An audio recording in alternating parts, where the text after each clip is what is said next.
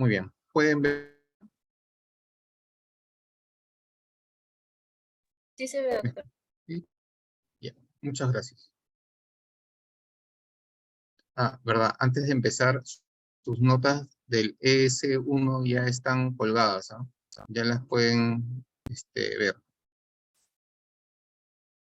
Muy bien. Doctor, una Entonces, pregunta, disculpe. sí, No han publicado esa clase, ¿verdad? Este PPT. no, no, la voy a publicar hoy día.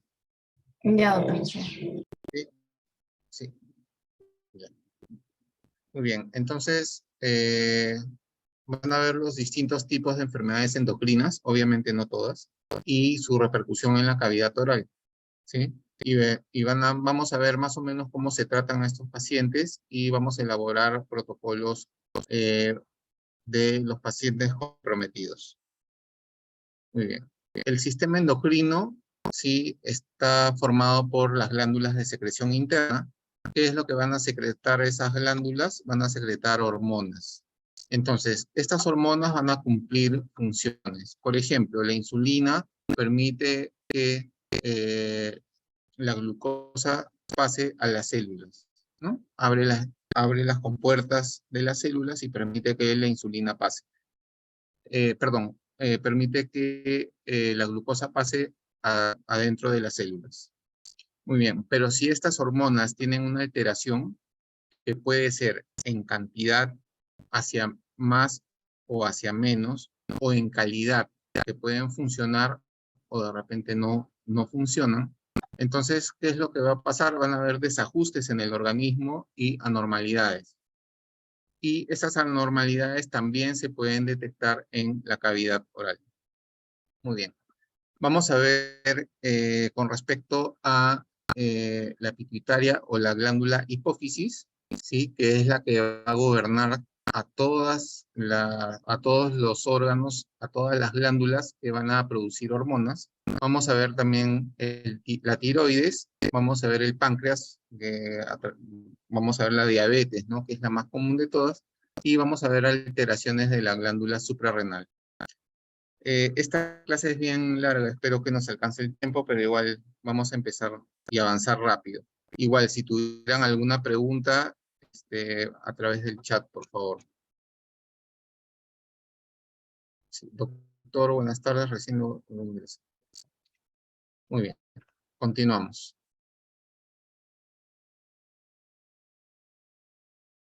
Muy bien. Vamos a ver primero tres enfermedades con respecto a la glándula hipófisis. Vamos a ver primero el hiperpituitarismo. Vamos a ver dos principalmente. La acromegalia, ¿no? Que es un síndrome resultante de la elevación crónica, recuerden, elevación crónica, ¿no? Inapropiada y mantenida de la hormona del crecimiento. Entonces, esta hormona se va a secretar en exceso, pero crónicamente, o sea, durante toda la vida del paciente, ¿no? Y es lo que va a hacer esta hormona de crecimiento, va a liberar los factores de crecimiento, ¿no? Y van a promover que la persona crezca desmesuradamente. Este tipo de pacientes van a tener un crecimiento grotesco y exagerado del tronco, extremidades y vísceras, ¿sí? O sea, todo va a ser más grande. Acromegalia. Bueno, la acromegalia, ¿no? Estamos viendo la acromegalia. La etiología es tumoral. Es decir, va a haber un tumor en la glándula hipófisis para que se pueda producir esta enfermedad, ¿no? Entonces, puede ser micro o macroadenomas y van a hacer que la hormona del crecimiento se genere en abundancia, ¿no? Muy bien. Características clínicas. Pliegues cutáneos amplios y profundos. El surco nasogeniano, ¿sí? Miren, acá, ¿no? Y los pliegues frontales, que los podemos ver acá, ¿sí? Entonces, esto va a hacer que el paciente se vea con una cara prominente y como que la cara va hacia adelante, ¿sí? La cara está proyectada hacia adelante.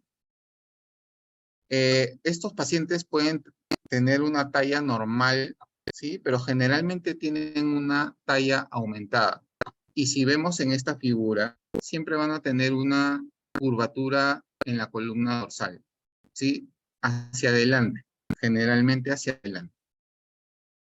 Va a haber un aumento de peso. Estos pacientes van a pesar bastante. Las manos y los pies van a tener un aspecto tosco. Miren la comparación de una mano normal con una mano de una persona con acromegalia.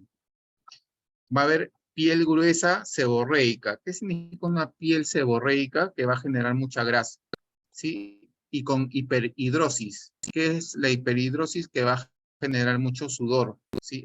El metabolismo de estos pacientes va a hacer que suden y generen mucha grasa a través de la piel. Protrusión malar. Miren los huesos malares acá. Van a estar protruidos, ¿sí? Va a haber una excesiva neumatización de los senos frontales acá. Por eso es que se ve la cara prominente y hacia afuera, ¿no? Los arcos supraorbitarios, miren, también van a estar prominentes. Y la forma de la nariz con el puente nasal ligeramente achatado van a ser una fase característica de este paciente, ¿sí? Esas son características propias de esta condición o enfermedad. Y puede haber visceromegalias. ¿Qué quiere decir? Que el estómago, el corazón o los intestinos van a estar más grandes. Y generalmente estos pacientes tienen una voz cavernosa, ¿no? Una voz cavernosa, o sea, una voz ronca. Muy bien. Manifestaciones bucales, va a haber macroglosia, ¿sí? Agrandamiento de la lengua. Recuerden eso, ¿ya? Esto puede comprometer las vías respiratorias superiores, ¿no? Entonces, estos pacientes pueden sufrir de apnea del sueño, por ejemplo, ¿no? Prognatismo evidente, ¿no? Estos pacientes, de todas maneras, van a ser clase 3, ¿sí?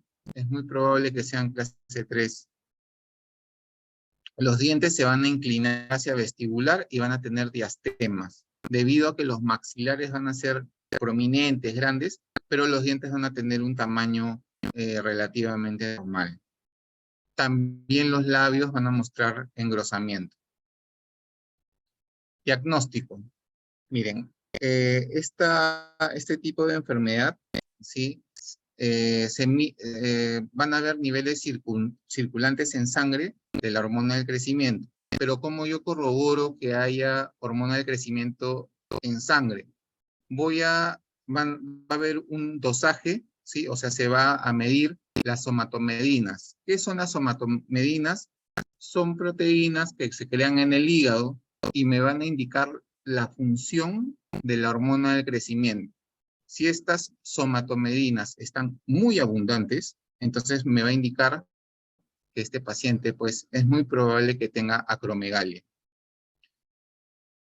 Y pruebas dinámicas como el PTG oral. El PTG oral va a medir el azúcar, ¿sí? Y este azúcar va a tener una función de inhibir, ¿sí? Va a inhibir la hormona del crecimiento. Entonces, a través de este PTG oral, ¿sí? Se va a medir también la cantidad de hormona del crecimiento que hay. Por otro lado, exámenes radiológicos. Cráneo y cara se observan aumentadas los senos frontales, engrosamiento de los huesos de la calota craneana y desmineralización ósea. Prognatismo y aumento de partes blandas. Diagnóstico del tumor. Resonancia magnética nuclear, tomografía axial computarizada y tomografía contrastada de hipófisis. Miren, ahí podemos ver que hay un tumor a este nivel, ¿sí? A este nivel hay un tumor en la hipófisis. El tratamiento consta de 3 pilares fundamentales. Uno, cirugía, ¿sí? En la cual van a seccionar la hipófisis, ¿sí? La otra es radioterapia, es decir, van a generar radiación, ¿sí? Y van a disminuir el tumor que está afectando la hipófisis. Por otro lado, hay tratamientos medicamentosos como el Optadride y la bromocriptina. Ambos medicamentos sí van a disminuir, ¿sí? La Optadride y bromocriptina van a disminuir la cantidad de hormona del crecimiento. Van a inhibir a la hormona del crecimiento. Gigantismo, ¿sí? Vamos a pasar al otro, que es el gigantismo. Recuerden, la acromegalia es congénita, ¿sí? Es a través de un tumor que se va a dar en la hipófisis, pero es congénita, se puede dar desde niño. En cambio, el gigantismo se puede dar desde la edad juvenil, es juvenil, ¿sí? Entonces, generalmente ocurre en el sexo masculino. En el cuadro clínico, miren, si comparamos la acromegalia, en la acromegalia son gorditos, grandes gorditos, ¿no? El tórax hinchado. Pero acá el paciente es alargado, ¿sí? Alargado. El tronco crece proporcionalmente al cuerpo. Lo único que son más largas son las extremidades, ¿sí? Entonces, hay cifosis y pie plano generalmente en estos pacientes. Y como vemos acá, el paciente no se puede sostener, ya que los músculos en estos pacientes son muy alargados y no pueden mantener el tono muscular que va a sostener al paciente erguido, ¿no? Entonces, por eso necesita generalmente muletas. ¿Bien? Hay debilidad y delgadez muscular. Y estos pacientes están propensos a infecciones y osteoporosis. ¿Por qué? Porque si el músculo es delgado y débil, no va a generar tensión en el tejido óseo y por lo tanto los huesos van a ser pues débiles también. Muy bien. ¿Qué manifestaciones bucales? Son parecidas a la acromegalia, ¿sí? Igual, crecimiento excesivo de los maxilares, prognatismo facial, los dientes también se separan. Hay una diferencia con la acromegalia, que en este caso los pacientes van a tener raíces alargadas y con hipercementosis, ¿sí? Esa es la característica que diferencia al que tiene acromegalia del que tiene gigantismo. Ahora, si quieren hacer una comparación, en este caso, de dos personajes. Este personaje salió el de la derecha salió en Big Fish, con Ewan McGregor. Es una película muy interesante, Big Fish. Y Shrek, bueno, ¿quién no conoce a Shrek, no?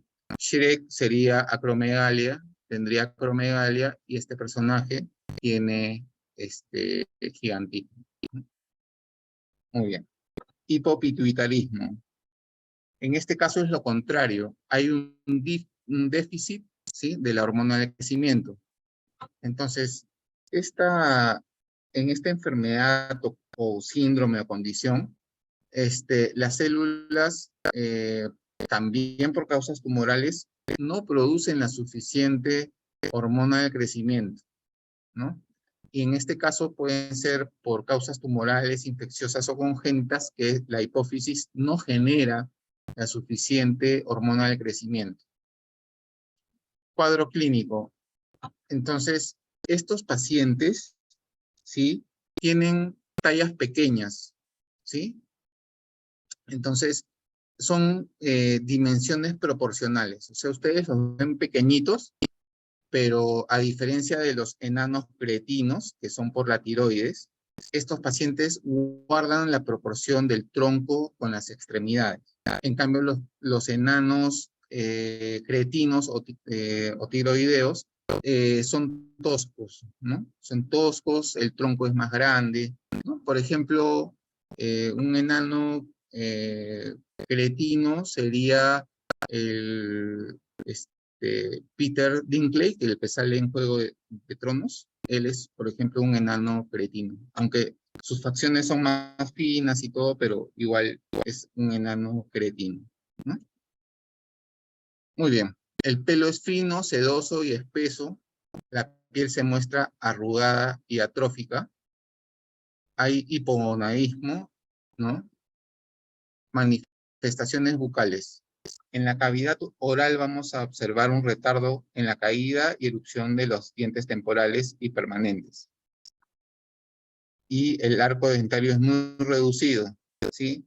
Las raíces son cortas, pero los dientes pueden ser de tamaño normal, así que puede haber ahí atiñamiento dental. Muy bien. Espero que hayan entendido esta parte. No, la he tratado de hacer lo más resumida posible, pero no se ha podido, pero bueno, continuamos. Ahora vamos a ver 3 afecciones de la glándula tiroides. La primera es el hipertiroidismo. En este caso, en el hipertiroidismo, es un trastorno de la glándula tiroides en la cual va a haber una excesiva secreción y paso a la sangre de hormonas tiroideas, ¿sí? Y su etiología, o sea, su origen es múltiple. La enfermedad de Graves, es una inicial que va a generar este tipo de enfermedad. Es la más importante y la más común. Y otra puede ser una de naturaleza autoinmune. ¿Qué quiere decir esto? Que el propio sistema inmune va a atacar a la glándula tiroides y va a provocar esta producción excesiva de las hormonas tiroideas. Muy bien, características clínicas. Estos pacientes van a tener una hiperplasia difusa de la glándula tiroides. O sea, la glándula tiroides va a estar agrandada. Recuerden, la glándula tiroides se encuentra a nivel del cuello, ¿sí? Se encuentra detrás del cartílago cricoides, ¿sí? Muy bien. Esta glándula, ¿sí? Bueno, vamos a tener fases angustiosas. ¿Qué quiere decir? Que la persona va a parecer que está angustiada, pero no es que esté angustiada, sino que los ojos van a estar saltones como que estuviera asustada. Eso se llama exoftalmos, ¿sí? Exoftalmos. Ahorita lo van a ver en la pantalla. Mirada brillante, ¿no? Y va a haber oftalmopatía infiltrativa, es decir, los pacientes van a estar con los ojos rojos porque no va a haber una buena lubricación. En ocasiones hay mixedema pretibial. ¿Qué es el mixedema pretibial? Es una inflamación del tejido subcutáneo, ¿sí? En las pantorrillas. Miren, ahorita vamos a ver una figura. A ver, y esta hiperfunción de la tiroides va a tener síntomas como intolerancia al calor. Estos pacientes van a estar sudando constantemente, cansancio, pérdida de peso, taquicardia, palpitaciones, ¿sí? Diarreas, náuseas, vómitos, intranquilidad. Esos pacientes van a estar en estados de alerta bastante severos y van a estar haciendo varias cosas al mismo tiempo, ¿no? Luego de eso viene el cansancio, la astenia, ¿no? Van a caer en un cansancio profundo. Van a estar irritables, ¿sí? Pueden cambiar de ánimo rápidamente. Están fatigados porque se encuentran haciendo múltiples actividades al mismo tiempo. Su piel es caliente y sudorosa, ¿no? El cabello es delgado. Esta es el mixedema pretibial. Este tipo de pacientes van a tener estos enrojecimientos en las pantorrillas, ¿sí? A eso se le llama el mixedema pretibial. Es una inflamación del tejido celular subcutáneo. Continuamos. Estos son los síntomas, ¿sí? Del hipertiroidismo. Sudoración, insomnio, ansiedad, intolerancia al calor, taquicardia, uñas frágiles, infertilidad, alteraciones en el ciclo menstrual, temblores, pérdida de peso y aumento en las deposiciones. Muy bien. Entonces, una de los problemas es que la vitamina B no se va a absorber en el intestino en estos pacientes, ¿sí? Entonces pueden tener problemas de avitaminosis del complejo B. Pueden tener, por ejemplo, a ver, la vitamina B12, pueden tener anemia, ¿no? Pueden tener anemia principalmente, ¿no? Muy bien, ¿qué es el bocio? El bocio es esto de acá. Esta es una mujer. El bocio es el crecimiento de la glándula tiroides, ¿sí? Y se va a expresar de esta forma, ¿sí? En el caso de este hipertiroidismo, este bocio o este crecimiento de la tiroides, ¿sí? Va a ser uniforme, es decir, tanto al lado derecho como al izquierdo, o sea, va a ser simétrico, ¿sí? Muy bien. Y exoftalmos. Este es el exoftalmos, ¿sí? Van a tener los ojos salidos. ¿Sí?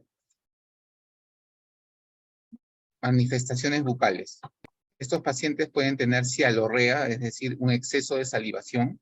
Pueden tener atrofia de los alvéolos, ¿sí? Que sostienen a los dientes. Igual, hay exfoliación, ¿sí? Temprana de los dientes deciduos y aceleración de la erupción de los dientes permanentes. El diagnóstico se basa en los datos clínicos y principalmente en el dosaje de las hormonas T4 y T3, ¿sí?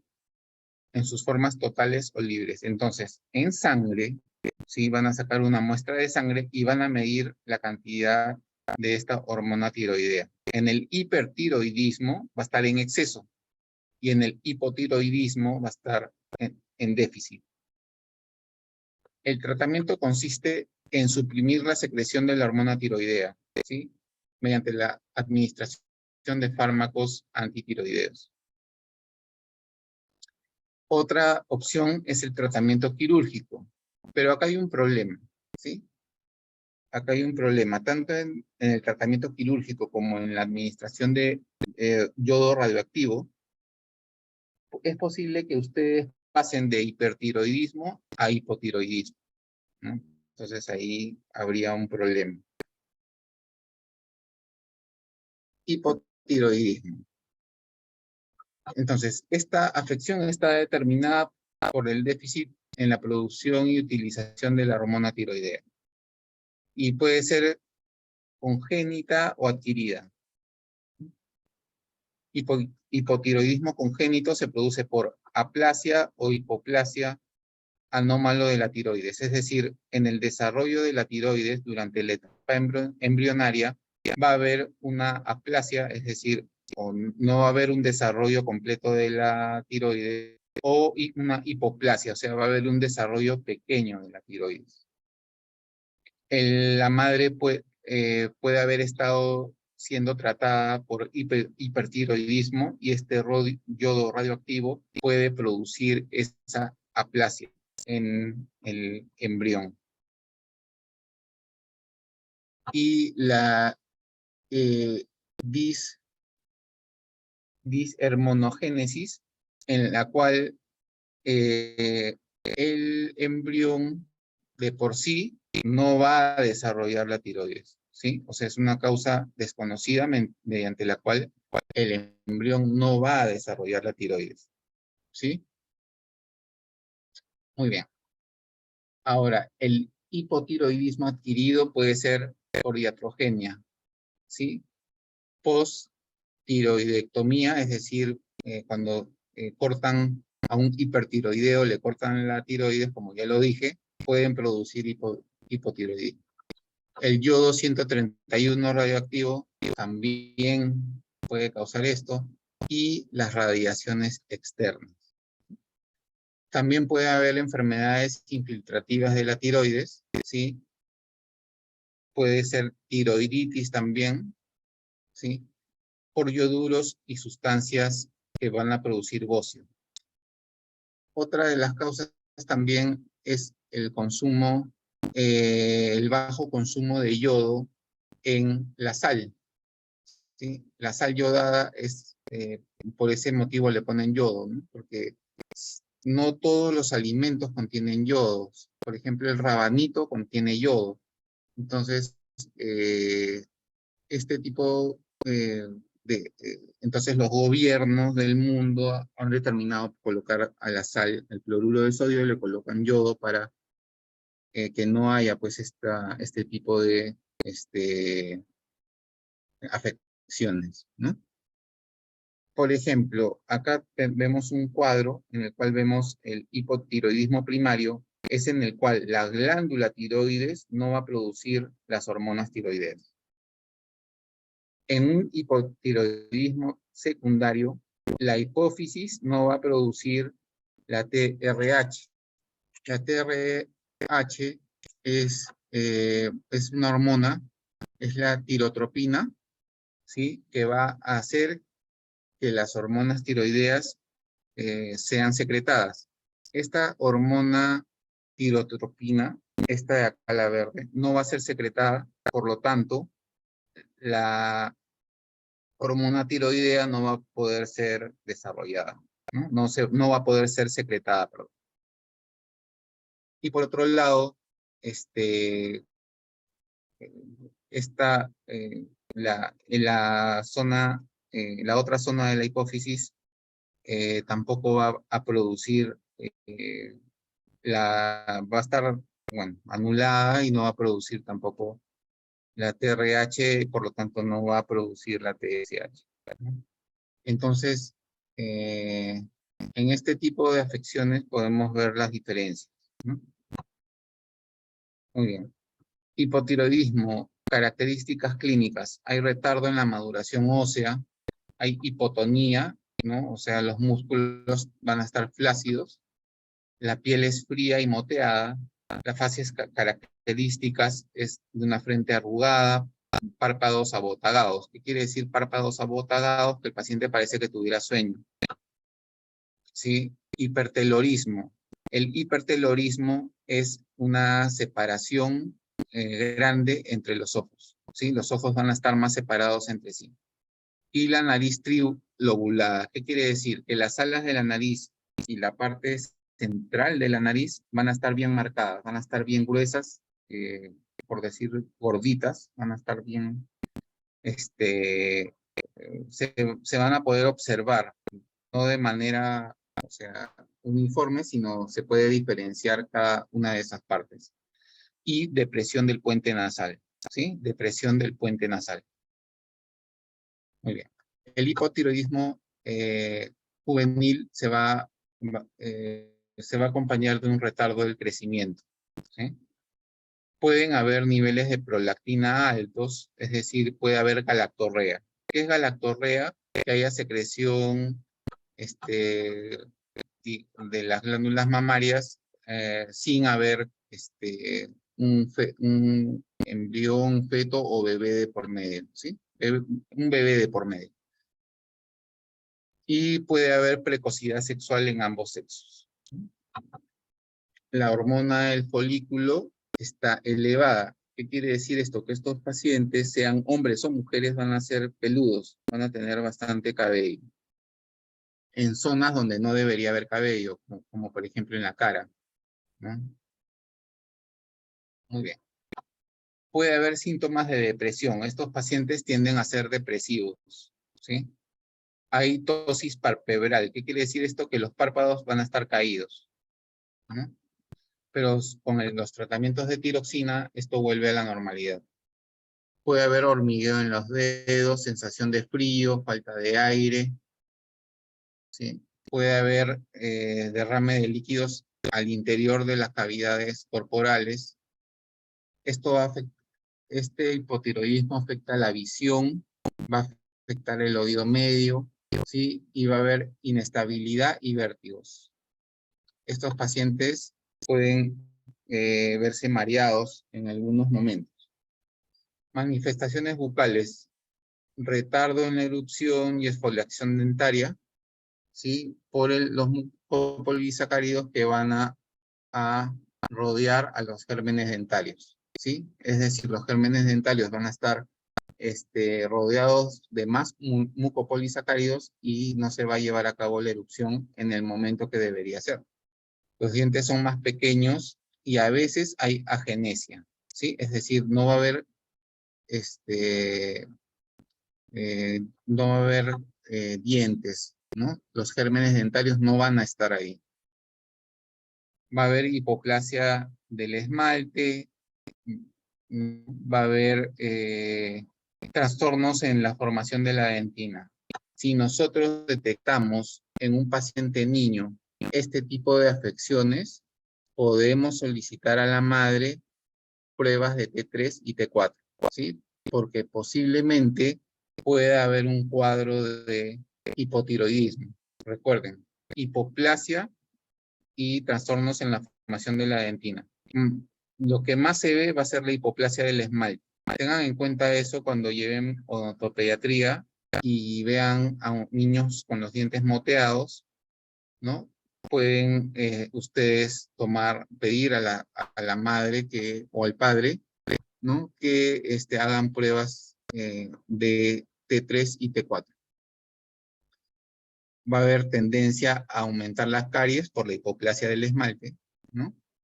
Por otro lado, los maxilares crecen poco, ¿sí? Al crecer poco va a haber apiñamiento dentario.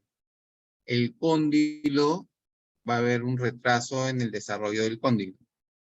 Y pueden tener mordida abierta y micrognatia. Es decir, va a haber, los maxilares van a ser pequeños, van a tener perfil de pajarito, como dicen, ¿no? Va a tener un perfil de pajarito. Bien. La nariz va a permanecer ancha y aplanada. Recuerden, en estos pacientes tienen una característica que es el puente nasal que está achatado. No es que no esté, ¿sí? Sino que está ligeramente achatado. Labios gruesos y pálidos.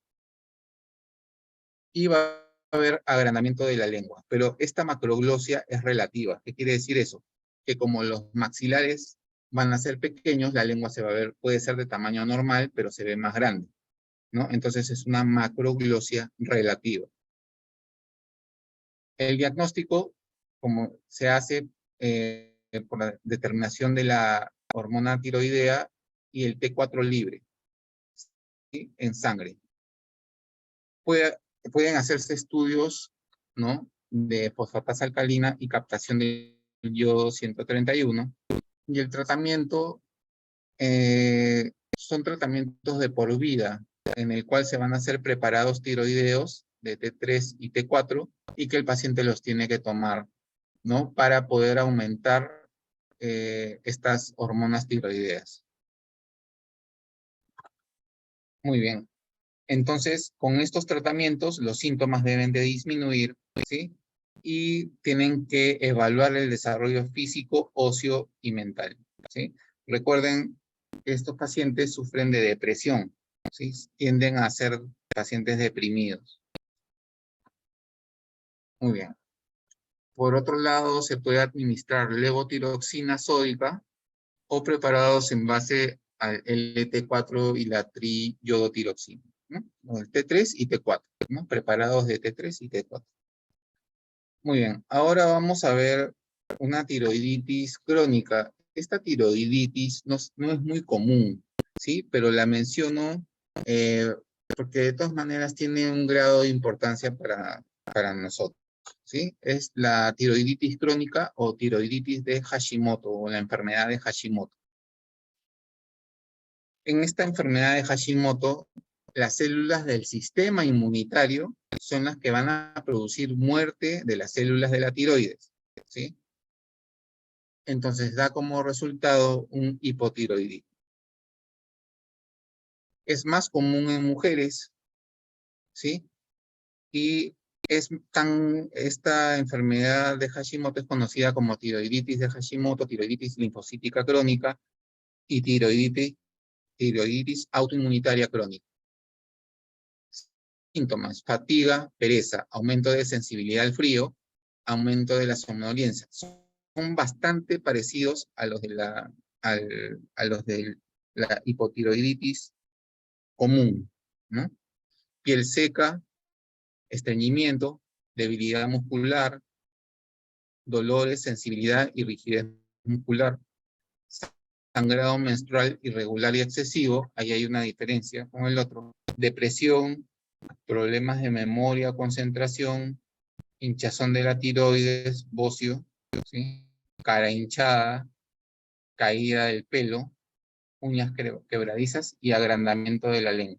Como les digo, de nuevo, este agrandamiento es relativo. Se da por que los maxilares son pequeños y la lengua parece que fuera más grande. Causas, factores genéticos, o pueden haber desencadenantes ambientales que activen el sistema inmune de tal forma que las células del sistema inmune van a atacar a las células de la tiroides. También puede ser por estrés, infecciones y radiación.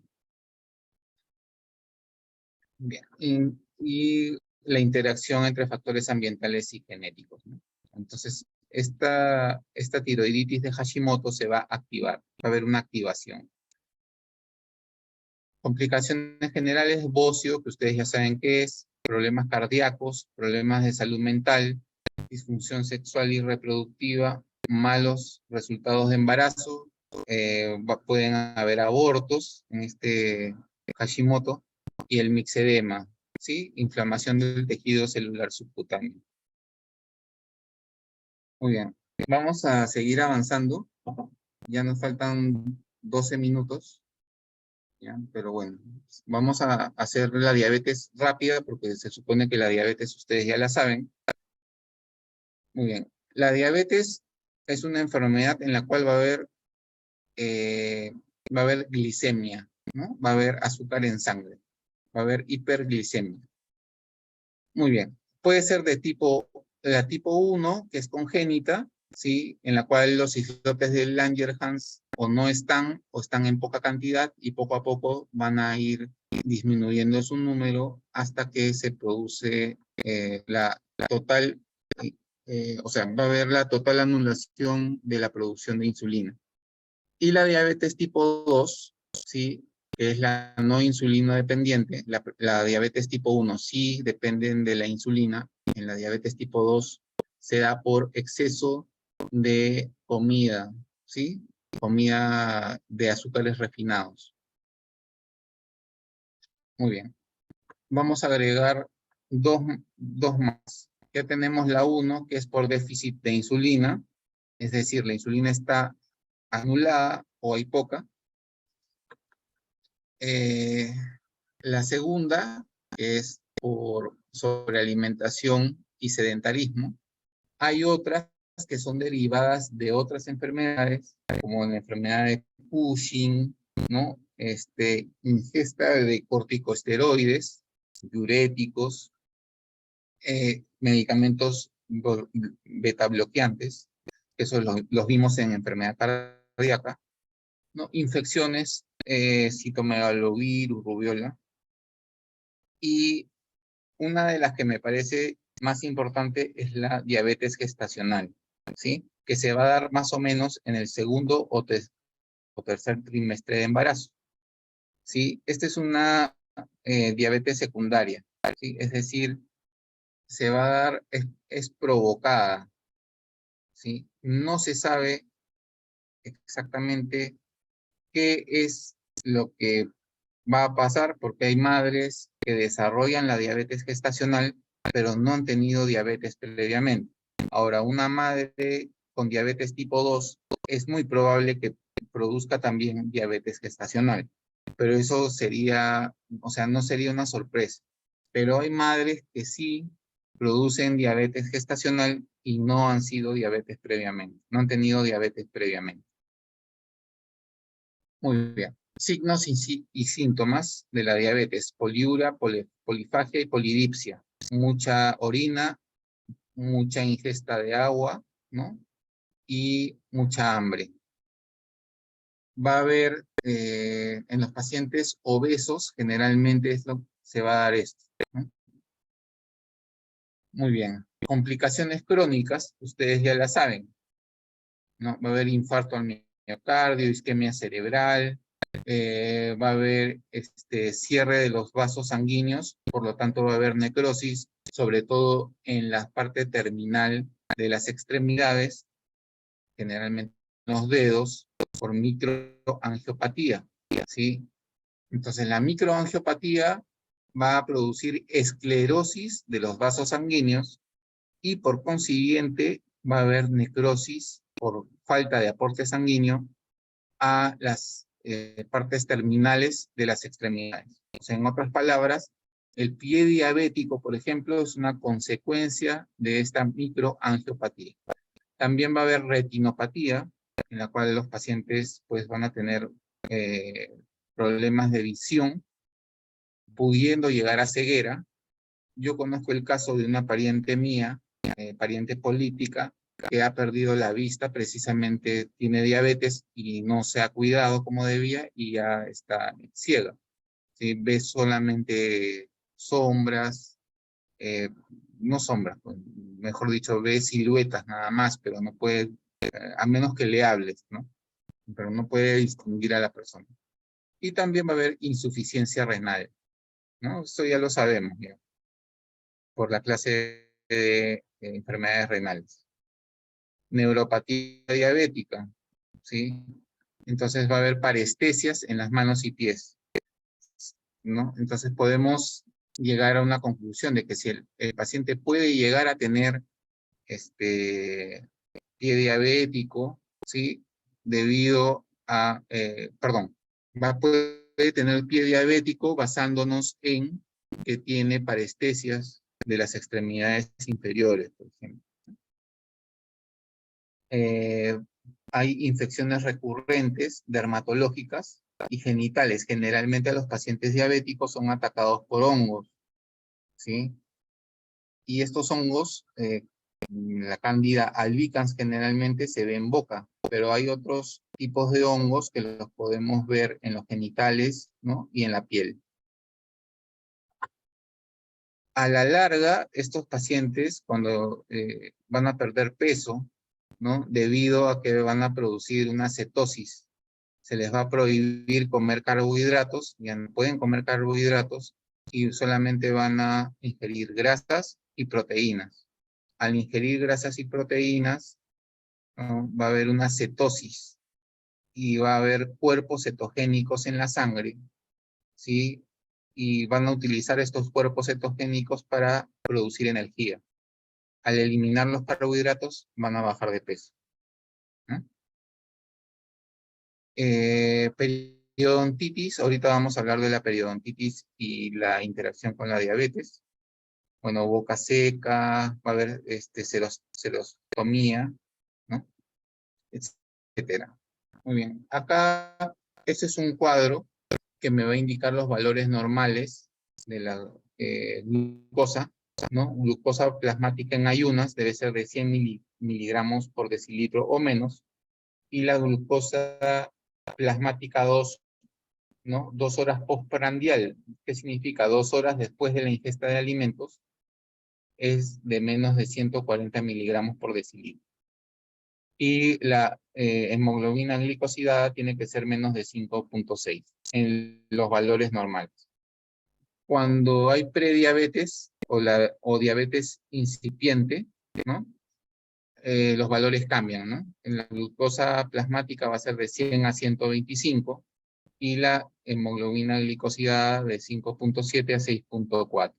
Recuerden, 6.5 a más ya es diabetes, ¿sí? 6.5 o más ya es diabetes. Muy bien. Cuando ya hay intolerancia a la glucosa, en la glucosa plasmática postprandial, o sea, 2 horas por postprandial después de los alimentos, va a ser de 140 a 199 miligramos por decilitro, ¿no? Y en los pacientes diabéticos, pues ya tenemos valores bastante alterados. Hay que tener mucho cuidado, sobre todo cuando se hacen cirugías. Máximo el paciente puede tener hasta 180 miligramos por decilitro de azúcar en sangre para hacer una cirugía bucal. Y si el paciente, obviamente ustedes deben de saber que el paciente ya es diabético y deben de recetar medicamentos. Ahora vamos a ver los medicamentos más comunes que se recetan previo a una cirugía. Bueno, acá nos indican que la glicemia de 135 miligramos, 135 miligramos por decilitro, con una hemoglobina glicosilada de 6, ¿no? Y un nivel hasta 6.5, ahí es el umbral. Pasado eso, ya es diabetes. ¿Sí? Pasado eso, ya es diabetes. Muy bien. ¿Y qué cuidados debemos tener en el consultorio? Primero, hacer una historia clínica adecuada. Hablar con el médico tratante de ese paciente, ¿no? Y ver qué tan grave es la diabetes que tiene. Por otro lado, nosotros podemos pedir estudios de laboratorio, si es que el médico no nos da mucha información, ¿no? Nosotros debemos de exigirle al paciente sus pruebas de glicemia en sangre. Tenemos que vigilar el colesterol y triglicéridos, recuerden. En estos pacientes se eleva el LDL colesterol, que es el colesterol malo, y los triglicéridos, ¿no? Tenemos que tener mucho cuidado con eso, porque puede haber ahí problemas, ¿no? Podemos tener problemas, sobre todo durante las cirugías y la colocación de los anestésicos locales. Por otro lado, recuerden, urea y creatinina para ver la función renal. Si mucha urea me indica que están pasando proteínas y la creatinina elevada, ¿no? ¿Se acuerdan cuánto era? ¿Se acuerdan cuánto era la creatinina? ¿Cuando era mayor de cuánto?